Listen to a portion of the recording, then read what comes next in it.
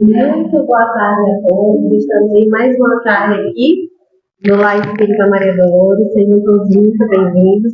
Na tarde de hoje, teremos o nosso irmão Alan, que é o primeiro aqui da casa. Nesse domingo, Dia dos Pais, feliz Dia dos Pais a todos os pais. Teremos hoje a palestra com o tema Relação de Pais e Filhos, um exercício de amor. E aí a gente vai compreender melhor os desafios de superarmos essa relação, que a gente muitas vezes romantiza tanto.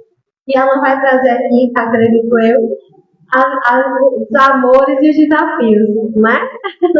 Como superarmos isso. Todo domingo, às 16h30, temos aqui, eu falo só para eles, ó. Temos aqui a nossa reunião, especificamente hoje, como a cada quinzena, teremos também um grupo de estudos. E aproveitando essa oportunidade para falarmos sobre o bazar que teremos no próximo sábado, às 10 horas da manhã. É um momento de dupla ação.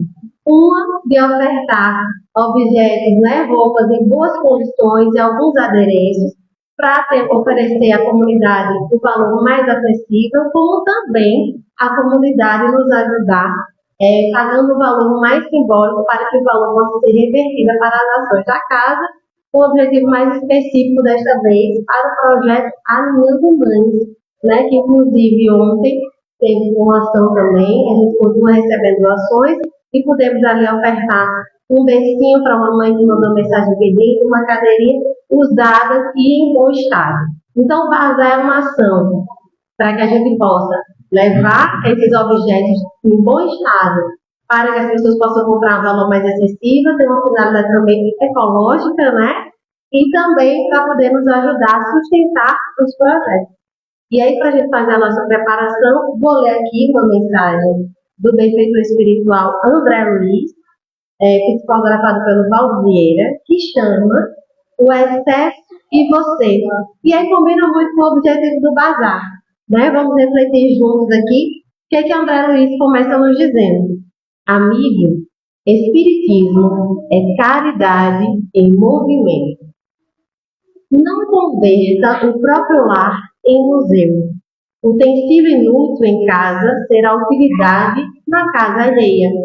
O desapego começa das pequeninas coisas e o objeto bem conservado, sem aplicação no recesso da moradia, explora os sentimentos do morador. A verdadeira morte começa na estagnação. Quem faz circular os empréstimos de Deus renova o próprio caminho. Transfigure os apetrechos que lhe sejam inúteis em forças vivas do bem.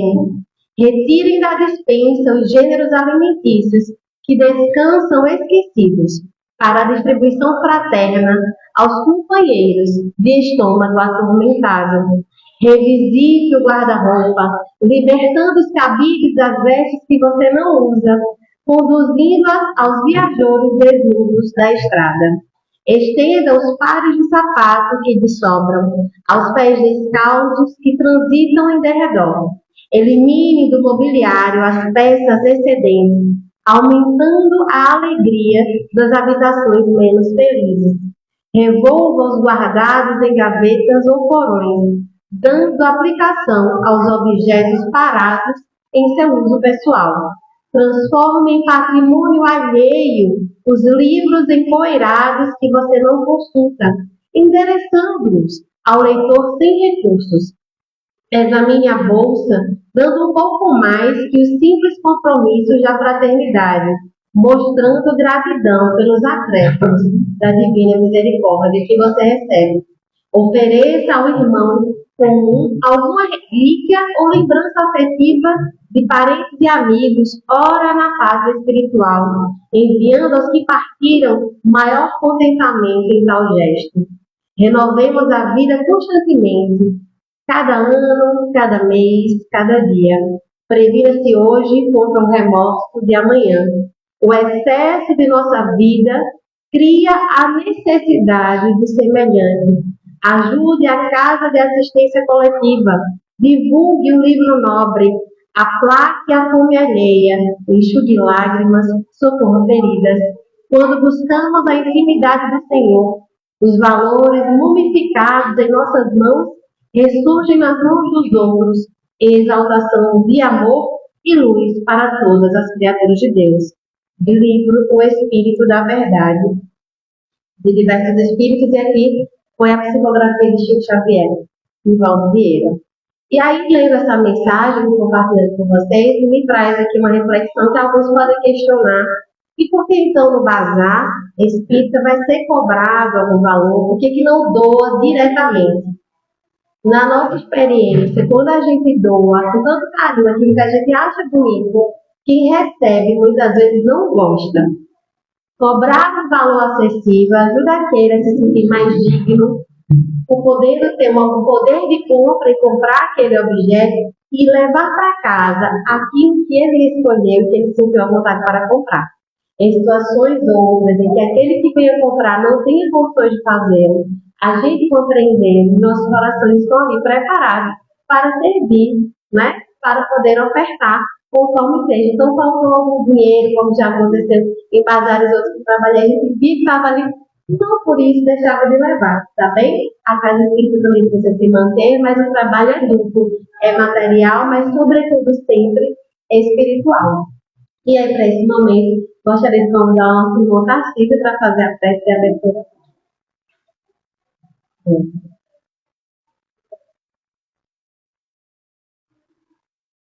Boa tarde a todos. Que Deus abençoe nosso divino mestre, espiritual amiga.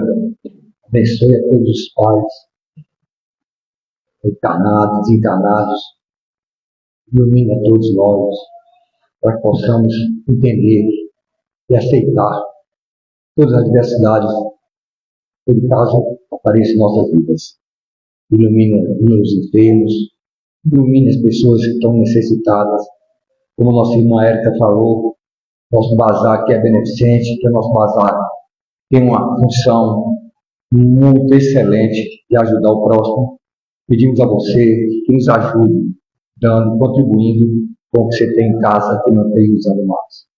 Obrigado, Senhor, que nos abençoe, que nos proteja, que ilumine nosso irmão Alain, a nossa palestra, que hoje é um dia muito bom para fazer essa palestra.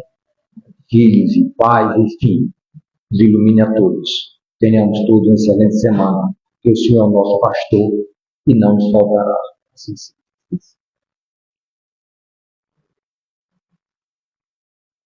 E agora convidamos o nosso irmão Alain, neste domingo Dia dos Pais, conversando com a gente sobre relação de pais e filhos, um exercício de amor.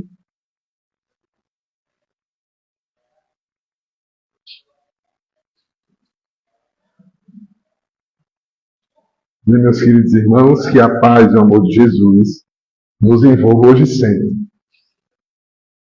Primeiramente, gostaria de parabenizar todos os pais, meus pais que estão aqui presentes, os pais que nos acompanham pelas redes sociais, os pais desencarnados aqui presentes também, e certamente eles nos acompanham. Estejam todos de parabéns por uma data que é comemorativa. Lógico, não pode se prender às datas específicas, né? Porque todo dia é dia da gente amar e respeitar nossos pais, nossas mães. Mas é bom ter uma data para a gente lembrar, né?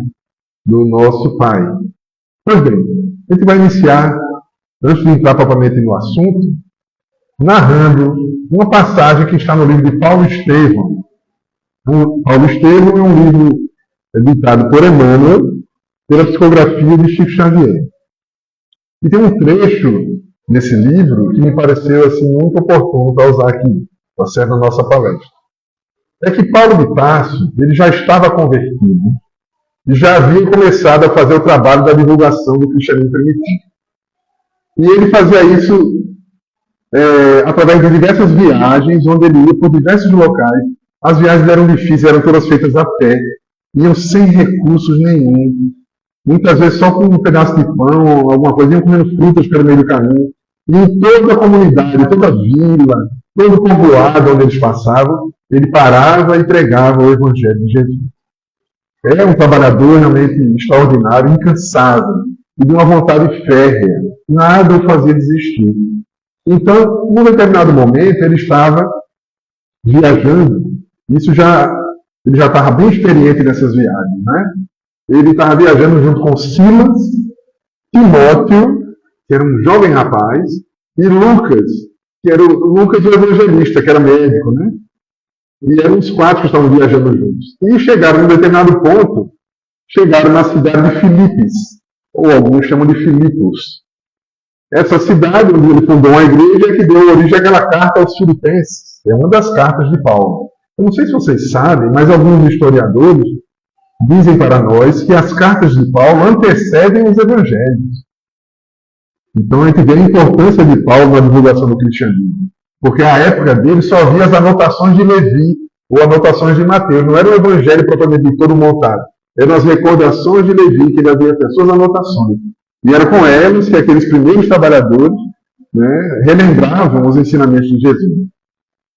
Pois bem, então chegando em Filipos, eles resolveram que ali eles deveriam se dividir e Timóteo e Lucas iriam para outra cidade, Paulo e Silas ficariam por ali e desenvolveriam ali os trabalhos. Eles conseguiram formar um pequeno agrupamento de pessoas, eram mulheres. Né? Eu fico encantado assim com o papel das mulheres no cristianismo primitivo, como elas tiveram importância. Né? Basta a gente recordar que ao pé da cruz a maioria dos que estavam ali eram mulheres. Né? Poucos homens ali acompanharam o último momento de Jesus, e dos apóstolos só havia um, quem lembra? João, o evangelista, muito bem. Exatamente, os demais estavam com medo. Um tinha se suicidado, era Judas, né? E os demais estavam com medo. O que é muito justo. Se fosse eu estaria com medo também. Né? Porque é difícil a gente enfrentar uma ideia nova, ela sofrer perseguição e a gente ficar ali firme. Né? Não é qualquer um que enfrenta. João enfrentou. Né? Era aparentemente diferenciado nesse aspecto. Os demais também depois compreenderam e entregaram suas vidas ao Evangelho. Então não podemos criticá-los. Mas o importante de ver tudo isso é que eles representam nós mesmos. Porque os apóstolos, Jesus não escolheu entre os seus pares, os seus discípulos diretos, não escolheu anjos. Escolheu pessoas como nós, que podem se transformar. Se ele escolhesse anjos, não serviria de exemplo para nós. Concorda? Então ele escolheu pessoas. O próprio Paulo, exatamente. Então ele escolheu pessoas que tinham problemas, tinham dificuldades, assim como nós temos. Mostrando para a gente que é possível a gente transcender a nossa dificuldade, superá-las e nos tornarmos aqueles divulgadores da mensagem de Jesus, especialmente na vivência, porque não adianta só falar. O importante mesmo é a gente vivenciar. A melhor forma de divulgar o cristianismo é a gente viver os preceitos que o Mestre nos trouxe. Pois bem, então, ele conheceu lá uma das mulheres, se chamava Lídia, era uma viúva, e essa viúva ela cedeu a casa dela. Veja só, é quase que inimaginável, gente. Imagina chegar 2 estranhos que você nunca viu, e de repente eles começam a fazer uma pregação de um Deus e de um missionário, de um mestre, que vocês nunca ouviram falar. Você simplesmente ceder sua casa para que eles façam ali um agrupamento, uma primeira igreja ali naquela região. É muito desprendimento, não é verdade? E ela fez assim, ela era um espírito notável e criou-se uma amizade profunda entre ela e Paulo. Mas Paulo não estava totalmente contente porque ele só conseguiu se reunir na zona rural, era afastado. E ele queria levar aquela mensagem em Filipos lá para o centro da cidade. E assim ele fez, porque Paulo era muito destemido. Então ele veio da praça e começava a pregar.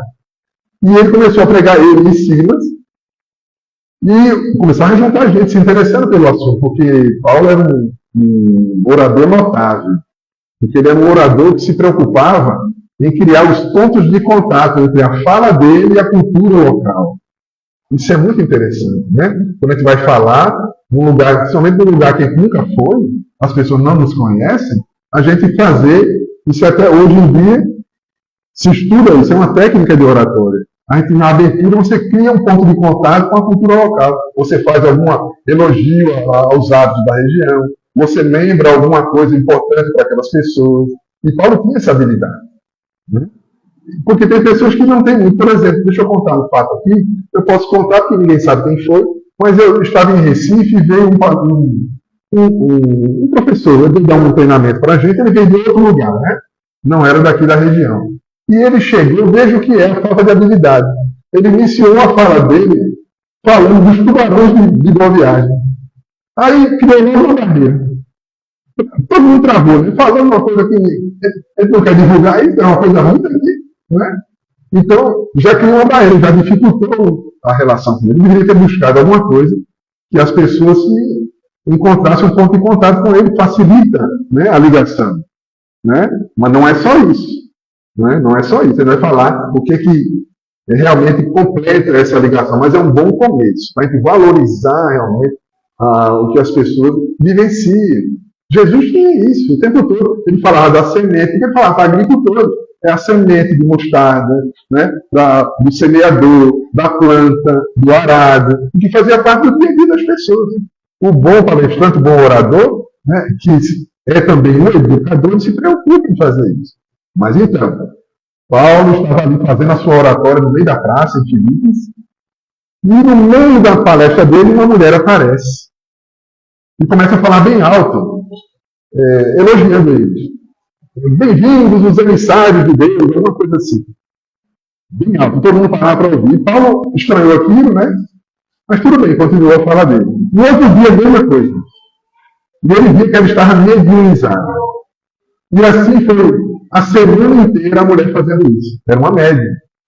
Aí Paulo foi investigar sobre o que era aquela mulher. Então ele descobriu que ela era... havia um grupo de pessoas na cidade que exploravam a faculdade dela e ganhavam dinheiro com isso. Era bem lucrativo. Com trabalhos de consultas espirituais, que aquele espírito ia falar das coisas corriqueiras do dia a dia. Porque, normalmente, quem vai pagar para obter uma informação de espírito é quem está interessado em alguma coisa material. Porque aquele que já se preocupa com as questões reais e espirituais sabe que não precisa pagar nada para ter um bom conselho que vem do mais alto. Isso é muito forte. E ainda hoje é. Por exemplo, um dia eu estava lá na outra sede, quando era uma garagem, eu estava lá fazendo a limpeza, de repente uma senhora apareceu e disse, aqui é um centro espírita? Eu disse, Eu disse, aqui vocês falam com os espíritos? Fala. Tem a reunião própria, fala com os espíritos. Eu disse, então, você podia falar com meu pai para saber com ele. Que ele morreu para saber quem vai ficar, os bois, para dividir com os irmãos, que ele tem uns bois, umas vacas, ela queria saber que estava uma briga entre os irmãos. Eu tenho que explicar bem direitinho para ela que não era esse tipo de trabalho que a gente fazia, né? Mas ainda hoje, muitas pessoas buscam o contato com os espíritos na busca de soluções materiais. Porque ainda não aprenderam, ainda devem respeitar, mas não alimentar o vício.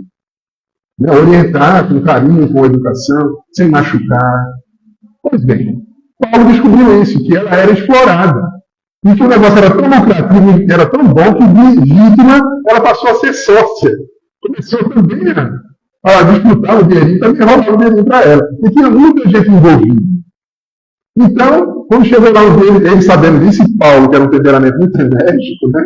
Então, um dia eles começaram a fazer a prevenção dele, lá vem ela mediunizada de novo, elogiando.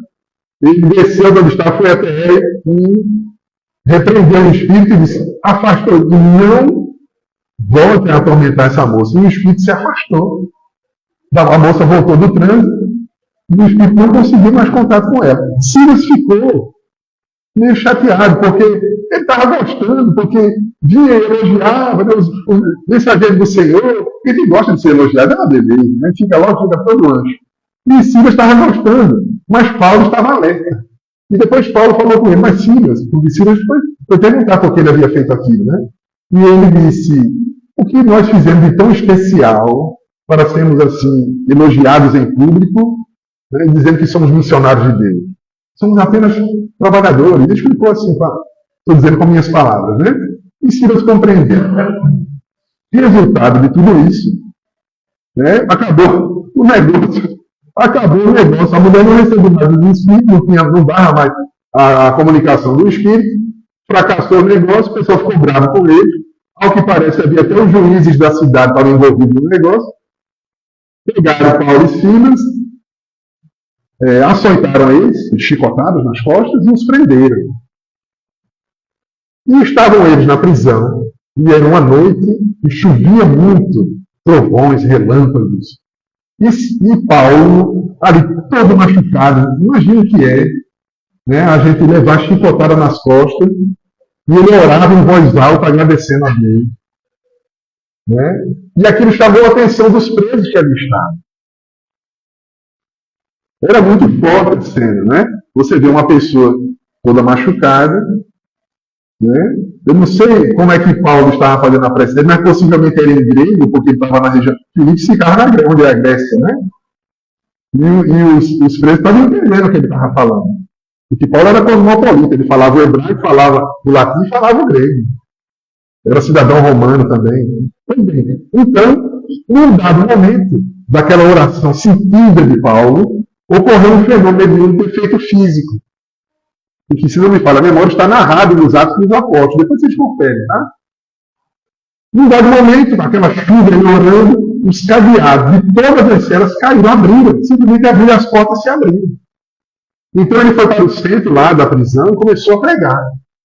Gente, imagina o que é um espírito, a natureza desse espírito.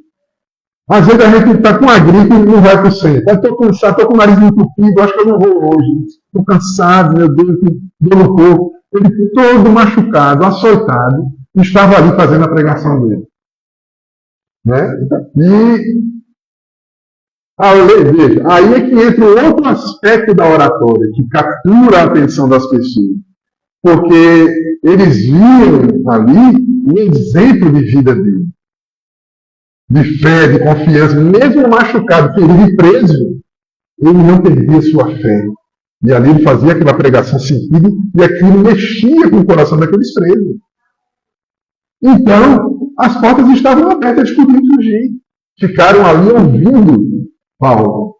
E Paulo disse, ninguém fuja, porque quem estiver aqui inocente, aliás, quem estiver aqui e for culpado, aguente pagar a sua pena. E quem estiver aqui inocente, lembre-se que o reino de Deus não se faz sem o sacrifício dos mártires. De que palavra forte que ele diz. Ou seja, se você é inocente e está preso aqui, aguenta firme. Mesmo assim, não fuja. E ninguém fugiu. Quando foi de manhã, quando o carcereiro acordou, que viu que os portões estavam todos abertos, ele disse, pronto, vão me matar. Né? Que dizer que eu não fiz meu trabalho direito. Então ele ia se matar. Ia suicidar, porque ele seria torturado. E Paulo se aproxima e fala com ele e tira dele esse intuito de se matar. O que eu quero chamar a atenção com isso, porque ninguém fugiu, nem o próprio Paulo, ficaram todas as portas abertas e todos permaneceram no lugar. Como é que ele conseguiu convencer essas pessoas? A autoridade moral. É a autoridade moral que faz a diferença. Aliás, Allan Kardec nos ensina muito bem que no trato com os espíritos, especialmente os espíritos endurecidos, perseguidores, obsessores, a única coisa que faz diferença é a autoridade moral. Não adianta água benta, não adianta dar passe, não adianta fazer pregação, não adianta fazer técnica de exorcismo, se não houver autoridade moral. Se tiver autoridade moral, o que quer que você use vai funcionar, porque na verdade o que está prevalecendo é a autoridade da pessoa. Se a benzedeira chegar com o galinho arruda dela, ela não tiver autoridade moral, não vai fazer efeito nenhum naquele espírito, ele vai até rir. Mas se ela tiver autoridade moral, o espírito se afasta. Normalmente as benzedeiras têm essa autoridade. Né? Porque ela leva uma vida de auxílio às pessoas. E normalmente uma vida de doação. Isso faz toda a diferença. Né? Então, por que nós estamos falando disso? Porque não dá para falar de relação de pais e filhos sem nos lembrarmos da necessidade da autoridade moral daquele que quer educar seus filhos. Hoje comemoramos o Dia dos Pais, vamos enfocar mais no pai, mas tudo que a gente falar aqui serve também para a mãe. Né? Como é que nós vamos conseguir educar nossos filhos se não houver o exemplo das nossas vidas na presença deles? Porque é o exemplo, é a tentativa de vivenciar aqueles conceitos que nos dão autoridade moral. A autoridade moral não vem de ser perfeito, senão nenhum de nós teria. Mas só Jesus que era assim, né? Que era perfeito, então ele tinha autoridade moral plena. Isso merece até reflexão nossa, porque os Espíritos nos dizem que o Espírito puro, a sua autoridade moral é tanta que ninguém consegue resistir à sua vontade. Isso quer dizer o seguinte, que Jesus ele foi crucificado porque ele deixou. Ele permitiu. Porque se ele quisesse, ele dava a ordem, ninguém resistia. Ele seria solto. Isso é tão forte que quem lê o livro Memórias do Padre Germano, é um livro excelente. Era um padre, se não me engano, na Espanha. É um livro que é editado, eu não lembro quem é o espírito, mas é a médium Amélia Domingos Soler. Vale a pena ler, é um livro muito bonito. E aí, tem um episódio dele que ele soube de uma pessoa que foi presa pela Inquisição Espanhola e estava no calabouço, que era lá no subterrâneo de um castelo, né? Pela Inquisição Espanhola, que era violentíssima. Ele soube, e a pessoa era inocente, ele se tomou de uma energia. Veja o que é autoridade moral. Ele saiu da sua igrejinha, que ele era um padre de uma paróquia bem pequenininha. E ele era um trabalhador digno de ser chamado de cristão, realmente. E ele saiu da sua paróquia e foi até esse lugar. Ele chegou lá, ele vou entrar, os soldados simplesmente foram abrindo. Ele foi entrando, desceu pelas escadarias, ninguém se mexia para ferir, para impedir. Ele foi até onde estava a pessoa, mandou abrir, tirou a pessoa, saiu com a pessoa de lá, e ninguém mexeu com ele. Autoridade moral. Autoridade moral. Nós não temos ainda esse tipo de autoridade moral. Mas a nossa autoridade pode ser construída no esforço por fazer a coisa certa. E com nossos filhos faz toda a diferença. Como é que eu quero que ele coma legumes, uma alimentação adequada, se eu só como miojo e pizza? E ele vê isso. Como é que eu vou convencer ele? Eu vou dizer para ele, ele não vai. Ele pode até obedecer, obrigado, mas quando tiver a oportunidade, ele vai comer miojo e pizza também. Vai seguir o exemplo que eu estou dando. Nada contra comer miojo e pizza, eu gosto também. Mas tem que comer as outras coisas também. Se eu quiser que o meu filho siga isso. A não ser que eu não faça questão. Muitas vezes a gente vê o pai e a mãe, mas que não me obedece, mas muitas vezes ele reproduz aquilo que os pais fazem. Quer ver um exemplo? Eu não sei se eu já contei essa história para vocês. Que é uma história real, de um menino de 8 anos. Ele, naquele tempo, não tinha autismo, não tinha TDAH, o menino era o pé da besta, né? É o que dizia. O menino era o pé da besta. E aí ele pintava os pés dentro de casa, e a mãe estava muito cansada. E ela disse para ele: meu filho, eu estou tão cansada, eu estou com uma dor de cabeça. Eu gostaria que você fizesse silêncio um pouquinho, fique quietinho, que mamãe lhe dá uma bicicleta. Aí o menino chega a regalar os olhos assim: uma bicicleta? Eu vou querer. Tá bom, mamãe, vou ficar quietinho. Só que ele não aguentou. É a energia da criança. Você tem uma criança querer que ela não faça barulho, que não faça bagunça, você pode ir orientando para ir ajustando aquilo ali, mas vai ter que conviver com isso aí. E isso é um pouco mais. A gente vai ter que lidar com essa característica da criança, ajudando ela para que ela possa aos poucos dominando certos excessos, né? Mas o menino levantou, deu uma carreira, bateu no jarro, aquele barulho enorme. A mãe acordou, desceu, né? Daquele jeito, né? Que a casa era terra em primeiro andar. Ela desceu braba e disse: menino, você não tem jeito, você, olha, esqueça a bicicleta, viu? Eu não vou dar bicicleta. Se quiser bicicleta, peça a Jesus, porque eu não vou lhe dar mais. Olha a conversa da mãe. Aí o menino ficou com aquilo, pedi para Jesus, tá certo. A mãe saiu, ele pegou um lápis, um caderninho e começou a fazer uma cartinha para Jesus. Senhor Jesus, prometo ficar o dia todo quieto. Me dê uma bicicleta? Aí ele parou assim, o dia todo é muito tempo, né? Aí amassou o papel e jogou fora. Começou de novo. Senhor Jesus, me dê uma bicicleta? Prometo ficar até a hora do almoço bem quietinho. Isso até a hora do almoço é muito tempo. Aí amassou o papel, jogou e parou. Ficou parado. Aí ele teve uma ideia, teve um estalo. Aí ele subiu, né, no primeiro andar, pegou lá uma caixa de sapato, que tinha, não tem aquele papel manteiga que fica aqui em embrulho do sapato, né? A caixa estava vazia e tinha papel manteiga. Ele desceu as escadas. A mãe tinha um oratório lá no católico e tinha uma imagem de Nossa Senhora. E ele pegou a imagem de Nossa Senhora, embrulhou no papel manteiga bem direitinho, botou na caixa de sapato, fechou, subiu as escadas, foi no quarto, botou embaixo da cama, pegou o papelzinho e começou a escrever a cartinha. Senhor Jesus, se quiser ver sua mãe de novo, Então, essa história que é uma história que é real, né? E que a gente diz, meu Deus, como é que pode não? Um ardinho desse, uma criança de 8 anos de idade? Mas eu pergunto a vocês, quem foi que ensinou esse menino a ser chantagista? A fazer trocas?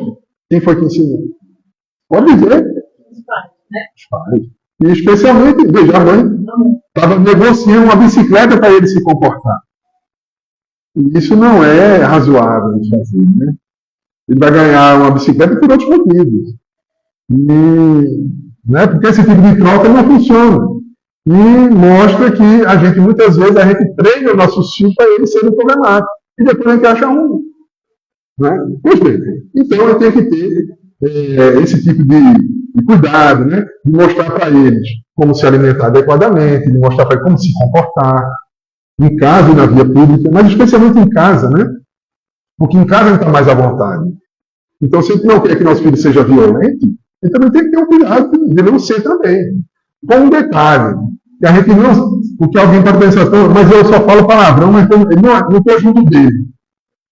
Se quiser que ele não fale palavrão, nem por trás fale. Porque a vibração fica. A vibração fica. E quando eu estiver conversando, eu vou passar isso aí. Esse impulso de estourar. Porque o palavrão é uma explosão, né, de raiva, de revolta, alguma coisa. Normalmente. E a energia que ele deixa, né? Deixa uma energia, né? E a criança capta, porque a criança é uma esponja. Ela capta o nosso comportamento e capta a nossa atmosfera.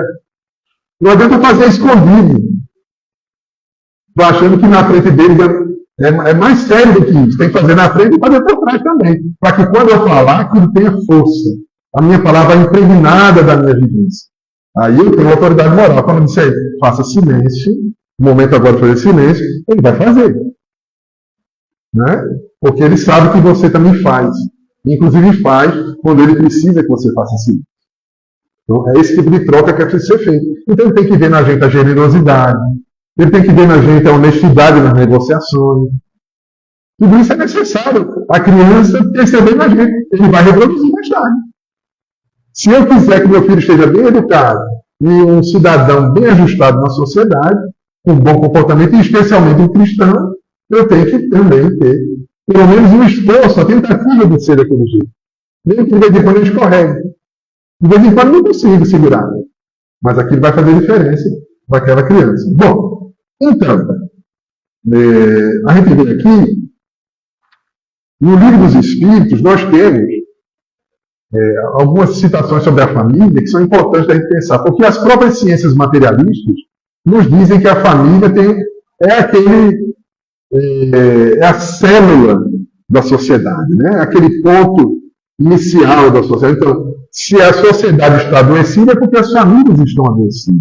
No momento em que a gente cura, que a gente sana, que a gente melhora o nível das famílias, as sociedades prosperam do ponto de vista do equilíbrio, né?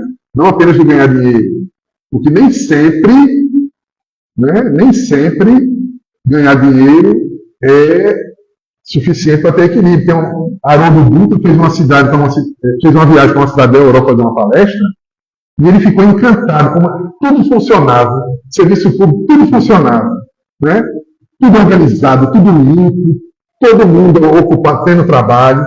E ele falou com um morador de lá, né, do centro que ele foi falar, disse, puxa, eu acho que aqui a regeneração já chegou aqui para você, né? Você que pensa. Toda semana tem um suicídio aqui. O que mostra que nem sempre a aparência material de que está tudo bem é indicativo garantidor da harmonia.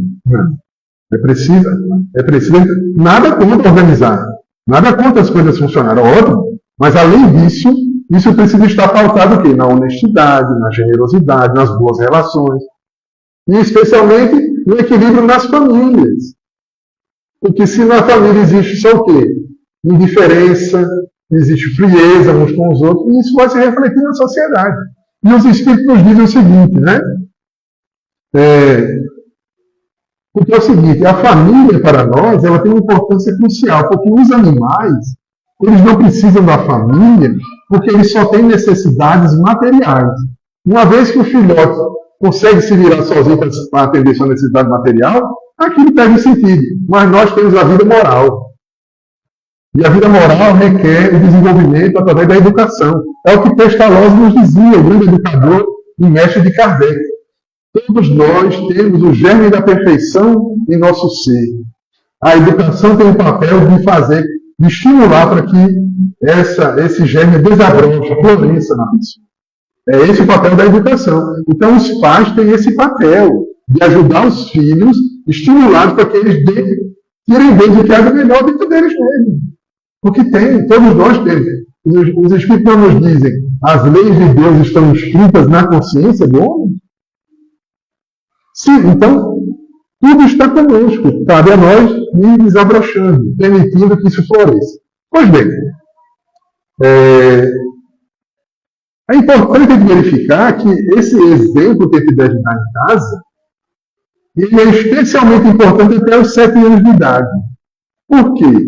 Porque nesse período o espírito ainda não está totalmente ligado ao corpo. Ele ainda está, nos dizem, os próprios especialistas que não são espiritualistas já entendem a importância desse período, né? Da formação do caráter da criança. É justamente esse período que ele vai dar os melhores exemplos, porque ele está numa fase propícia a absorver. E ele está ainda ligado ao mundo espiritual ainda. Tanto é que quando ele vai chegando na adolescência, ele vai mostrando aí definitivamente quem realmente a gente é. Apesar de que a criança, ainda pequena, ela mostra os seus traços já de certas imperfeições. Eu me lembro uma vez, quando eu passei no vestibular, faz um tempinho isso, né? E eu estava lá todo careca me mostrando, né? E aí eu estava andando pela rua e tinha 2 gêmeos que eram virados, né? E eu inocentemente, assim, eles tinham o quê? Uns 7 anos, alguma coisa assim. Eu não sei exatamente, mas era assim, 7, 6 anos, alguma coisa assim. E aí eu ia passando pela rua, um deles me chamou assim, deixa eu ver tua careca. Aí eu abaixei, sabe o que ele fez? Foi com as unhas assim, arranhou minhas carecas todas. Fiquei com 10 unhas de arranhão na cabeça. Ou seja, ele já mostra, mesmo ali novinho, um impulso de violência, né? Então os pais têm que estar atentos a isso, para ir trabalhando com ele, né? Tentando dissuadir daqui, tirar dele esse impulso de violência. Nem sempre é fácil, porque educar dá trabalho, gente. Criar de qualquer jeito é muito fácil. Aí é fácil demais. Hoje em dia está só entregando celular e pronto. Acha que está resolvido. Mas não está. Está resolvido do lado ruim. Quem vai educar são os problemas. Agora, nada contra o celular. Aí o que o pai tem que fazer? Assiste junto com o filho que ele está vendo. Para poder ver ali, se não o tempo todo, que não vai dar, mas no momento que der, vai lá ver o que ele está assistindo e orienta ele, porque às vezes mesmo um vídeo ruim, você pode dizer para ele, olha, está vendo esse comportamento, é engraçado, tudo, mas não é uma coisa boa, não é uma coisa boa de fazer na vida real, vai explicando para ele. Mas só vai funcionar se eu também estiver tentando viver aquilo. Né? Também usando o celular. Também. Mas não, eu posso usar o celular, mas exatamente. Eu tenho que reservar um tempinho para estar com ele. Porque hoje em dia não tem mais. Gente, o problema do celular hoje é o problema meu da televisão no passado, quando eu era criança. Porque era a mesma coisa, a gente ficava o tempo todo na televisão. Né? Então, o que cabe ao pai? Parar e a mãe. Encontrar momentos para assistir juntos. Certo? Celular, televisão, seja lá o que for. E trocar ideias com ele para ajudá-lo a entender melhor isso. É importante falar sobre isso porque não existe uma regra única para educar filho, porque cada pessoa é de um jeito, cada pai é de um jeito, cada mãe, cada filho. Então não existe uma regra única que funcione para todo mundo. Eu me lembro uma vez, estávamos alguns pais conversando e falando como era difícil, né? De se relacionar com os filhos, tal. Uma pessoa lá, que era um profissional de saúde, e ele disse assim, muito apressadamente, disse, não, o segredo é o diálogo. E aí todo mundo parou e ficou assim, e a conversa acabou, né? Porque, tipo assim, ele encerrou, com um comentário que encerra a conversa. Mas depois eu fiquei pensando, né, que o que ele está dizendo não está errado. Não está errado. O diálogo é fundamental, só que nisso, éramos todos espíritas ali, só que um detalhe. Quem tem filhos sabe que um filho é diferente do outro. Um você dialoga e tem um que você não consegue dialogar. Por quê? Tem o passado, gente. tem o passado nessa história. Às vezes você tem um filho que você não consegue iniciar um diálogo. Você tem que criar outras formas de abordagem com ele. Tem aquele que você tem que ser mais duro, mais firme. Tem aquele que você consegue conversar com jeitinho e funciona. Né? E tem outros que não funciona praticamente nada. E muitas vezes a gente vê que pais dedicados e vê que o filho se desvia, mas não porque não desejo com os pais, é porque o espírito mesmo, o nível de rebeldia é muito alto. E alguém pode até dizer, mas está vendo que adianta ser bom pai? Não. Imagina o que seria desse filho se não tivesse um bom exemplo do pai. Se com um bom exemplo é assim, imagina sempre. Esse assunto da ingratidão está no Evangelho segundo o Espiritismo, a ingratidão dos filhos com os pais. Os amigos espirituais nos dizem o seguinte: se o seu filho hoje não reconhece os seus esforços e debanda por uma vida, né, meio bagunçada, distante daquilo que você orientou, confie em Deus que você vai completar a sua missão no outro momento. O amor que você dedicou não vai ser perdido. E em outra encarnação a gente completa esse trabalho, essa missão. Porque não podemos nos esquecer que muitas vezes aquele filho difícil dentro de casa é alguém que no passado eu prejudiquei, que eu tirei todo o dinheiro dele, que eu tirei a vida dele, que eu acabei com os dinheiro, que eu desviei para o crime, eu mesmo não induzia o crime. E hoje eu tenho ele na minha casa para tentar ajudá-lo. Porque esse é o mecanismo que Deus usa. Deus não vai pegar alguém e botar no inferno para sofrer eternamente. Não. Ele vai fazer aquela pessoa sanar o mal que foi feito, reconstruir o que foi destruído, reparar o que foi danificado. E muitas vezes o que foi danificado é o coração, é o sentimento do outro. Nós matamos a esperança dele, nós abafamos os seus impulsos de generosidade. Eu já contei essa história para vocês, vou contar de novo. Eu levei uma época meu neto eu levava para o basquete, ele fazia basquete aqui no local, aqui em Caruaru. E um dia o professor lá quis fazer uma brincadeira. Você lembra que eu contei isso para vocês? Não? Ah, então ótimo. Né? Aí ele resolveu fazer depois de treinar, arremesso, aquela coisa, ele foi treinar uma brincadeira, fez pique-bandeira. Sabe como é pique-bandeira, gente? Na quadra você bota uma bandeira, uma bola, alguma coisa de um lado e do outro também. Aí faz duas equipes, aí ganha quem conseguir ir lá, pegar a bola e trazer para o seu campo de volta. Só que se um tocar no outro, quando ele invadir, congela. Lembra disso? Já brincaram disso, né? Eu também já brinquei. Barra-bandeira, né? Um chama barra-bandeira, outro pique-bandeira, tem vários nomes. E aí, o que acontece? O neto estava no grupo, era ele, uma menina e mais duas meninas. E tinha 4 do outro lado também. Num dado momento, o que aconteceu? Meu neto e os coleguinhas dele correram para um lado e os outros foram para cima dele, congelaram os 3. Ficou aberto para a menina correr, ela podia correr, pegar a bandeira e ganhar o jogo. Ficou aberto porque eles foram pegar a menina, né? Foram congelados. O que ela fez? Ela foi descongelar os coleguinhas. Porque a brincadeira também permite isso, você descongelar. Ela preferiu, ela abriu mão de ganhar a partida para poder socorrer os amigos. A mãe dela ficou enfurecida.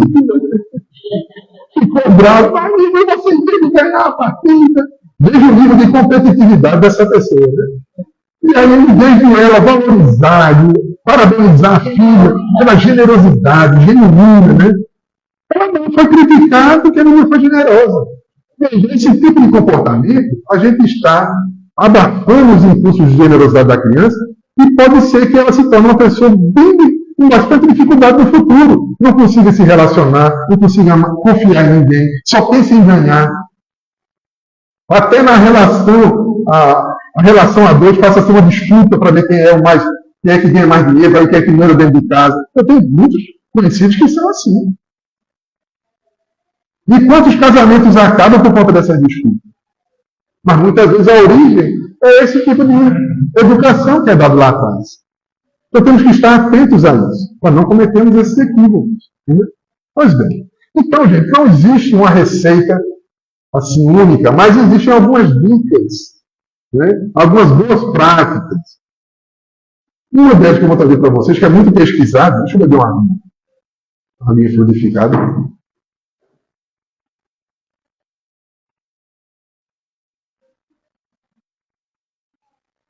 Uma dica importante é a chamada atenção ativa. Porque a gente critica muito isso, né? Ah, mas eu não tenho tempo. Ah, mas gosta muito de celular. Ah, só quer estar com os coleguinhas. Mas a gente, veja, a atenção ativa, ela é o seguinte. Isso é muito pesquisado e faz toda a diferença na educação dos filhos. O pouco tempo que eu tenho com ele, eu tenho que entrar no mundinho dele. Eu tenho que parar alguns momentos do dia, não precisa ser o dia todo, não. Eu tenho que parar e prestar atenção nele, no que ele está fazendo, no que ele gosta, prestar atenção no que ele está dizendo.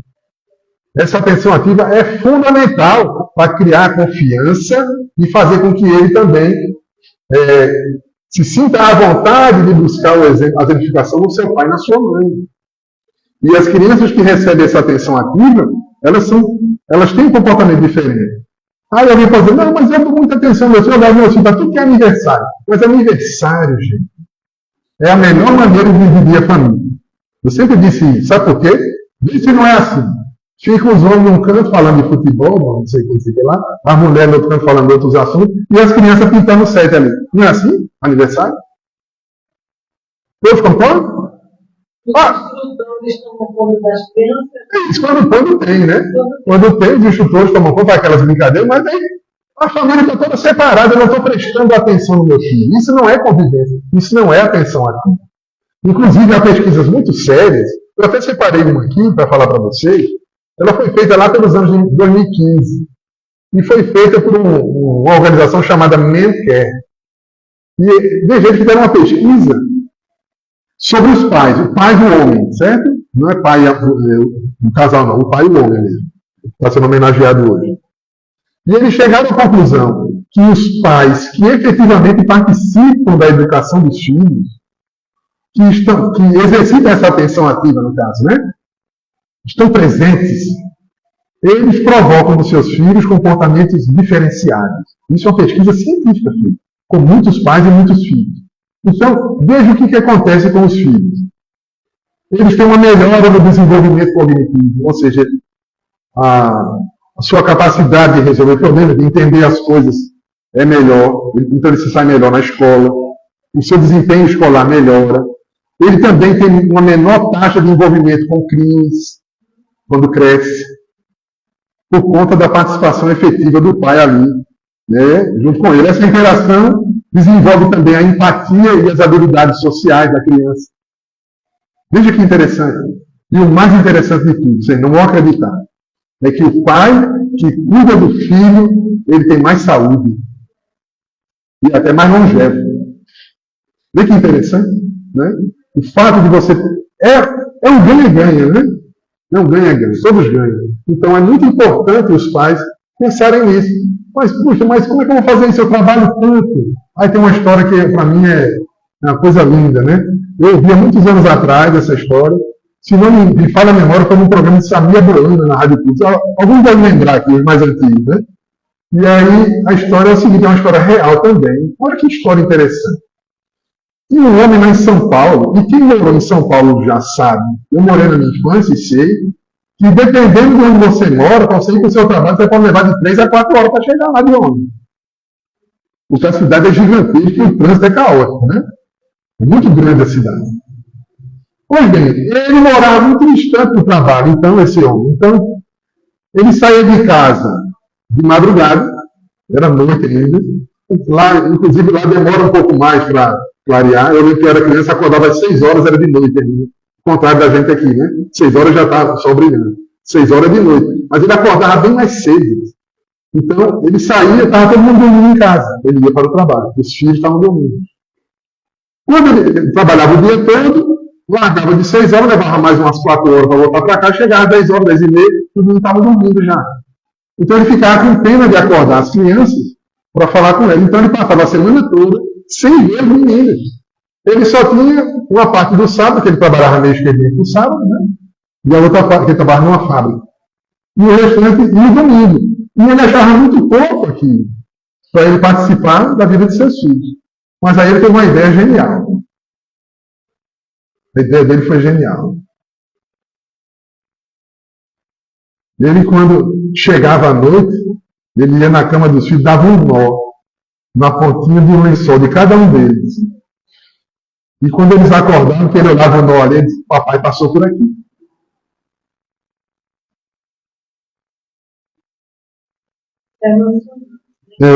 Isso é atenção ativa. Isso é participar da vida dos nossos filhos. Mesmo com pouco tempo. Veja, nós vamos falar de uma pessoa simples, um operário, né? Mas ele tinha essa percepção que os filhos precisavam sentir que ele estava presente. Que ele participava da vida dele, a maneira que ele encontrou foi linda e fazia toda a diferença. Então, gente, é importante ter isso em mente. Não vamos nos preocupar porque o mundo está diferente, as coisas estão mais difíceis, porque cada época tem a sua dificuldade. A gente tem que ser criativo, né? E tentar participar, porque ninguém vai poder fazer por nós. Né? Muito bem. E isso é que eu queria trazer para vocês sobre a questão do pai, né? Quando não der certo, a gente fez tudo direitinho, o filho mesmo assim é um ingrato, mesmo assim não reconhece os meus esforços, confiar em Deus, que um dia ele vai reconhecer. Um dia vai reconhecer. Pode não ser nessa existência. Reconheça. Que há casos que uma existência inteira o filho não reconhece o valor do seu pai. E aí o pai tem que ter paciência. Confiar em Deus, porque no futuro vai haver essa interação, vai haver essa aproximação, o reconhecimento. E se não há hoje, ele tem que pensar o que será que eu fiz, não é? Que provocou essa dificuldade de relacionamento hoje. Porque muitas vezes essa relação é assim difícil porque o filho não consegue ainda hoje confiar em mim. O passado é tão complicado que traz essa marca, essa memória emocional. Até uma entidade falava sobre, um amigo espiritual falou com a gente um dia desse aqui, ele falava da memória emocional, porque às vezes a gente não lembra do que aconteceu em vidas passadas. Mas existe uma memória emocional. Quando a gente vê uma pessoa, a gente não sabe o que foi, a gente se sente mal, a gente tem taquicardia, a gente fica com a mão suando, a gente fica nervoso, fica gaguejando. Não é assim? É uma memória emocional. Não tem uma explicação razoável ali. Está no passado, eu não sei o que é. Mas existe uma memória emocional falando para mim que alguma coisa aconteceu. E quando é isso entre um pai e um filho, ou uma mãe e um filho, eu tenho que ter paciência. E continuar exemplificando no bem, dentro das nossas possibilidades, auxiliando sempre. Por outro lado, gente, vamos ver o lado do filho, né? Porque muitas vezes o filho, nós como filhos, a gente quer o respeito dos nossos filhos, mas a gente também não respeitou bem nossos pais. É muito comum isso, né? A gente vê pessoas reclamando porque os filhos não têm aquela coisa, mas às vezes a gente também não. É simplesmente uma reprodução do que a gente já fez anteriormente. A gente não deu atenção devida aos nossos pais. E aí me permitam contar, porque a minha relação com meu pai seria a relação, por dizer assim, complicada. Meu pai faleceu com 47 anos, muito jovem. E a nossa relação era muito complicada. E eu não tenho a menor dúvida que fomos inimigos no passado. Não tenho a menor dúvida. Porque, para vocês terem uma ideia de como era complicado, a gente, nem ele nem eu, conseguia tocar um no outro. Esbarrar assim. Era como se fosse um choque assim. Você vê o nível de recurso que havia entre os dois. Dele para mim e de mim para ele. E o reflexo disso foi uma vida de desavenças, de discussões, de problemas, de mal entendidos. Porque quando você está assim com alguém, qualquer coisa que aconteça, você interpreta como se fosse um desafio, como se fosse uma coisa ruim, não é? Uma agressão em relação ao outro. E era assim entre nós dois. Né? Pois bem, e aí, uma existência inteira desse jeito. Essa coisa começou a mudar quando eu me casei e meu filho nasceu. Porque Deus sabe fazer as coisas do direito. Quando meu filho nasceu, meu pai, que era britânico, que era um gaúcho, os homens bem bruto, era militar, bem bruto. Vocês terem uma ideia, de manhã eu estava dormindo, no escuro danado, eu chegava a abrir a cortina assim, aquele clarão para me levantar. Não tem negócio, acorda, né? Vamos acordar, não tem esse negócio, ele abria a janela com tudo aqui, aí que ele entrava o sol, você acordava, né? Mas ele também já era uma versão, interessante isso, ele já era uma versão melhorada do pai dele. Porque o meu avô, estou falando mal da família toda, mas tudo bem, a minha, eu sou assim também. Meu avô, ele batia nos filhos até eles se urinarem no chão. E meu pai se urinava no chão e não chorava. Vocês terem uma ideia. Né? Ele falou, pegou a época da escravidão, então uma pessoa muito bruta, meu avô. E era gostava muito de mim. Então você vê que eu sou muito afim com ele, sou meio assim, bruto também. Estou me esforçando para melhorar. Mas meu pai, então, quando meu filho nasceu, porque Deus sabe o que faz, meu pai modificou-se porque ele encantou-se com o neto. Né? Então, ficava brincando, eu nem acreditava que era ele, aquele homem bruto, brincando no chão com meu neto, aquela coisa, com meu filho, né? Era o neto dele. Afinidade anterior, né? E aí, rapaz, mudou. Só que ele adoeceu muito rápido, quase não curtiu, né? Em pouco tempo ele veio desencarnar. E aí, gente, o que me chama a atenção? Porque isso vale para todos nós, né? Porque ele sempre reclamava dos problemas da vida em família, né? Com os filhos, com aquela nossa relação ali. Ele reclamava muito aqui, né? Reclamava do trabalho, de uma série de coisas. Ele adoeceu, né? Ficou internado, e ele teve aquela melhora da morte. Ele estava bem doente, estava internado, estava na UTI, e de repente ele ficou bonzinho, voltou do coma, aí conversou com a gente, todo mundo deu aquela relaxada, né? Porque os espíritos fazem isso. Às vezes a pessoa precisa partir, mas a família está segurando com as vibrações, aquele apego, né, para a pessoa ficar, só que o corpo não comporta mais, não dá para continuar naquele corpo, é a hora dele ir. E aí ele deu aquela melhorada, falou, opa, agora vai melhorar, foi todo mundo para casa. E aí ele desencarnou. Mas as últimas palavras dele, eu não ouvi, mas minha mãe, que ela me contou, as últimas palavras dele antes de morrer foi: eu era feliz e não sabia. Mas isso é muito bom, porque não é? Desde essa oportunidade de reconhecer. Por isso que eu recomendo a eutanásia, né? Para a pessoa ter o seu momento, né? Seja a última hora, o último suspiro, mas seja bom para ele. Então, como filho, o que ele deve fazer? Eu adotei o seguinte na minha vida, porque a gente teve muitos maus momentos. Muitos. Milhares de maus momentos. Então, para me lembrar dele, o que eu fiz? Eu elegi um bom momento. Um bom momento nosso, para eu recordar. E esse como seu filho, acho que foi mais Do meu pai. seu pai Do meu pai. essa ligação. O que eu escolhi, o que eu elegi? Né? Eu fui fazer um concurso, eu lembro, eu era um rapazinho, fui fazer um concurso da CELP na época, né? E aí eu fui, estava na escola, acordei bem cedo, fui, peguei o ônibus, fui. Quando cheguei lá, tinha esquecido o cartão de inscrição. Ó. Eu disse, e agora? Vou perder a prova. Aí eu disse, o único jeito é ligar para meu pai. Ele já viu, né? Ele vai ficar bravo, vai ficar uma fera. Aí eu fui para o Orelhão, porque não tinha celular naquela época. O Orelhão, a gente nem conhece isso. O Orelhão da Telp. Lembra disso, Plínio? O Orelhão da Telp. Peguei o Orelhão, liguei a cobrar na casa. Hoje em dia ninguém sabe o que é isso. Eu liguei a cobrar, porque não tinha tostão. Meu pai atendeu, estava dormindo, acordou, atendeu, eu expliquei para ele, ele disse, eu vou levar ele. Qual é a imagem que eu guardo dele?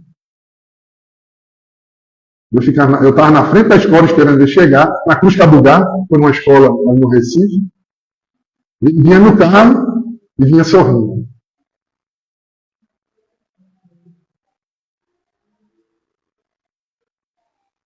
Você pensava que ele estaria ali com raiva, né? E quando ele me entregou, ele foi, desceu, me entregou o cartão, e eu fiz a prova e passei. Né? Então foi essa imagem que eu elegi para poder guardar de lembrança para o meu pai. Não sei onde ele está hoje, onde quer que ele esteja, que receba o meu carinho, e todos os pais aqui nas redes sociais, os que estão aqui presentes, recebam os parabéns, porque ser pai é uma missão muito nobre, muito bela, que Deus nos inspira a sermos bons pais e sermos bons filhos também. Muita paz para todos.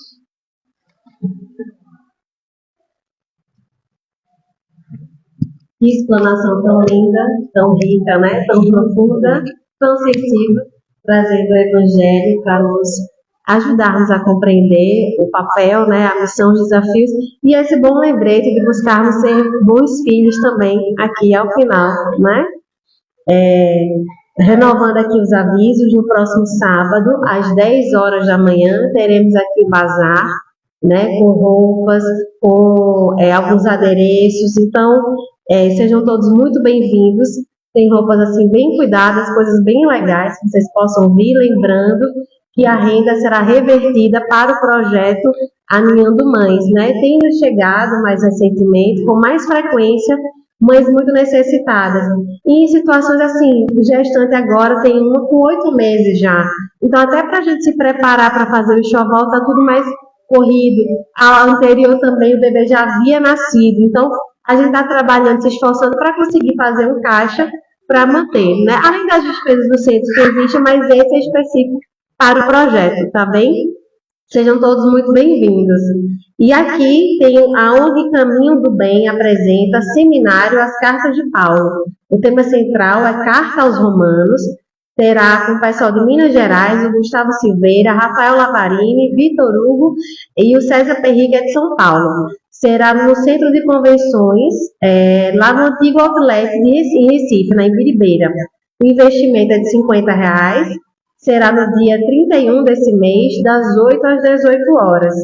E aí a gente coloca depois, quem quiser mais informações, tem um quadro, né? Porque tem o pessoal também, tem um quadro lá fora, tá avisando quem tiver interesse, tá bom? Vai ser em Recife. Tem mais algum aviso? Teremos os passes agora, quem desejar, aguarde.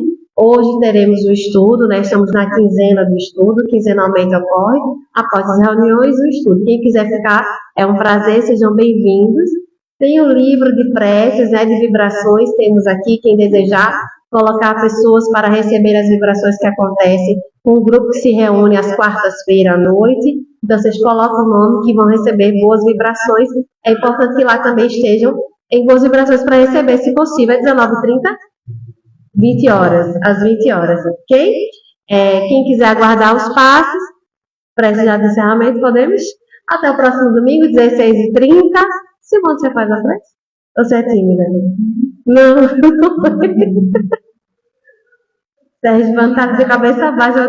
Seu Zé Souza, com todo o seu coração nobre, chega aqui fazer a prece, por favor. Não, já vi.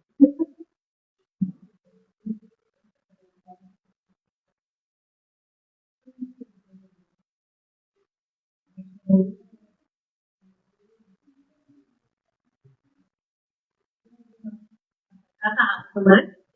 Ele tá aqui, ó.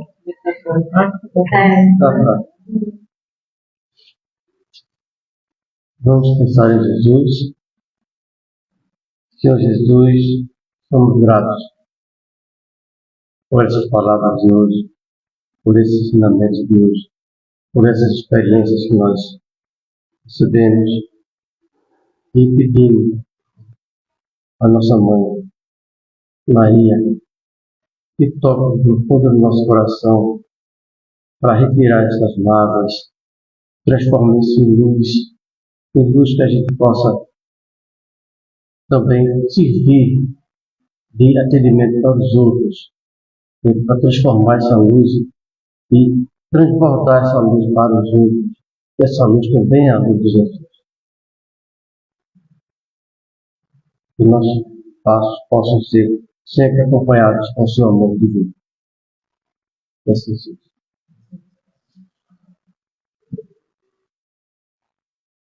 Só lembrando que na próxima semana teremos o Elke Carvalho, da Fraternidade Espírita Bezerra de Menezes. Fora da caridade não há salvação, foi o tema que trabalhamos com as crianças hoje.